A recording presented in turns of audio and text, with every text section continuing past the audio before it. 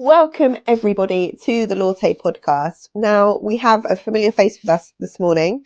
We have our lovely Olivetta, a divorce lawyer. Now why I've pulled you for a chat today is so I've been doing some research recently on some of the things that having had some friends that have gone through separation, some of the things that they've actually felt easier talking to their divorce lawyer about over even me or like other friends.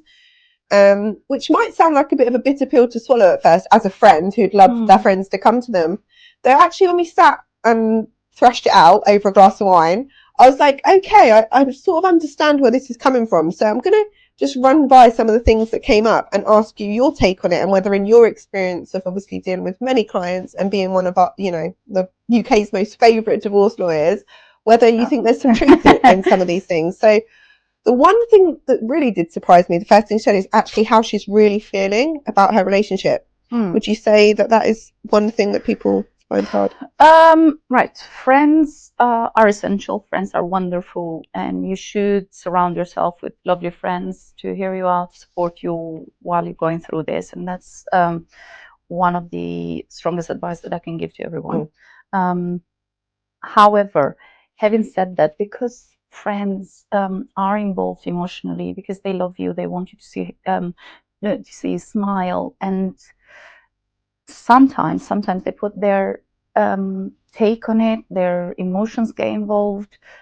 Instead of actually being biased, they will side with you. And sometimes, while it's great and supporting, it's not the wisest thing. Yeah. Okay, I hear you.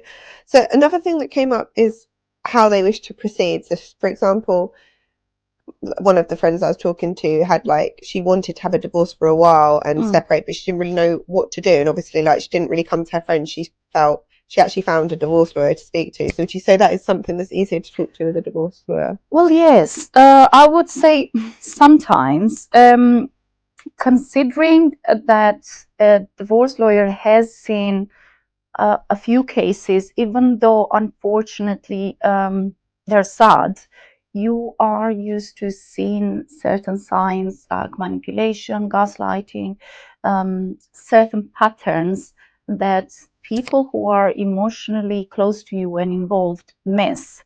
And they miss that may be some sort of emotional abuse, but your lawyer can actually pick up on it, and it will validate your feelings because you don't know how to express it, because not all violence comes in a form of physical violence. For instance, sometimes it comes emotional pressure, but you feel bad to even express it to your friend at times and say, I think I've been emotionally abused, because they may know your husband, they may know you, and he may be a narcissist, God forbid. You wouldn't know the situation, but if an actual lawyer will spot the signs, and he will validate your feelings, because this is what you need at that point, and not just your feelings, but it will give you then practical advice how to proceed from there. And maybe that gives you the confidence to then go and have these conversations with your friends as well. And just put it basically in a simpler way for you to understand, and to also explain to your family and friends. Yeah. Wow. That's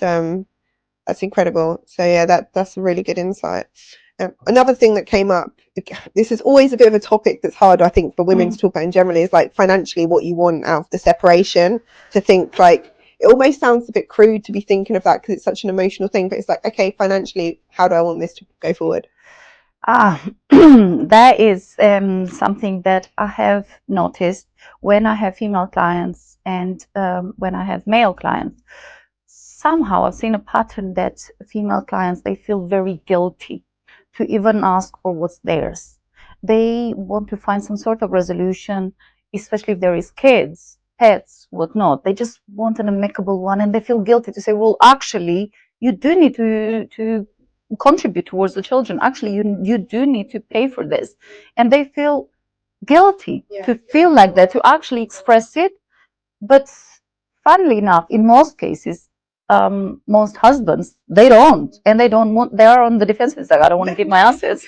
And not all of them. You have lovely men and lovely fathers, but it's just, I'm talking about majority. So look, if you feel guilty, just express it to your lawyer. She will look at your circumstances, she will look at your assets, she will look at your contribution and whatnot, and you will put it on a paper, pen and paper. Once it's been put on pen and paper, you can clearly see, oh, actually, I'm not abusing this. Actually, I shouldn't be feeling guilty. This is mine. It's not another person's. I'm not asking another person's money. It's my money. So this is why you should actually speak to a person who has seen it. Yeah, I love that. Yeah. And does have the knowledge, obviously, on the Exactly. Yeah, financial confidence is really powerful, and I think that's a whole nother point. Well, it's exactly that. And just another thing that came up, obviously, for those the friends that are mothers, obviously talking about child arrangement brings a whole new emotional situation and complexity. 'Cause I think it kind of overrides everything else that they're feeling because they just want to protect the children. But obviously, like how they think protecting the children compared to how maybe their family and friends and their partner is protecting the children can be on different pages. So Yes, I agree. There is circumstances that your family will feel strongly about, for instance, the father not seeing the children because they are seeing that he has been mean to their daughter, to the mother of the children, and ergo they will emotionally say, "Don't let the children go there." I've heard that. Sometimes we've had mothers who are physically dragging their children to the father and saying, "No, because I don't want to be blamed for this." So I've seen all cases. Um, Look, the first sentence that I say to anyone is best interest of the child. yeah, Your relationship with your partner, it doesn't come into this. It's what's the best interest of the child here? Is he a good father? Is is he harmful to the children? Is his presence harmful to the children?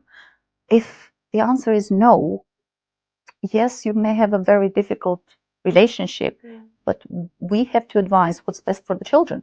It may be painful to hear, it may be whatnot, but children come first. and that can change, I guess, over time, right? Because if the person perhaps that you feel like the children need a bit of distance from it, so at a certain point, maybe like a year down the line, you can review things. But I think Of course, he has to be kept under constant supervision. How the children are feeling, how the contact is progressing, how it's not progressing. So he has to be reviewed again and again. So obviously, the mother needs to be vigilant whether the children are upset or they're happy with the arrangement, and then suggest variations. I really like that take on it. And I think one thing that we can all agree on is anyone going through separation, it's always important to be really kind to yourself, which is very hard because you're judging yourself.